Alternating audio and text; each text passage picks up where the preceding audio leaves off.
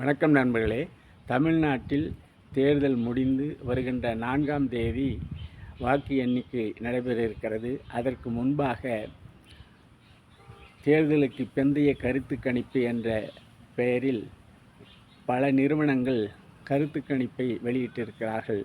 அதை பார்க்கின்ற போது திமுக பெரும்பான்மையான இடங்களை பெற்று மீண்டும் 2வது முறையாக முத்துவேல் கருணாநிதி ஸ்டாலின் அவர்கள் பதவியேற்க இருக்கிறார்கள் என்ற செய்தி இந்த கருத்து கணிப்புகள் மூலம் உறுதியாக்கப்பட்டிருக்கிறது.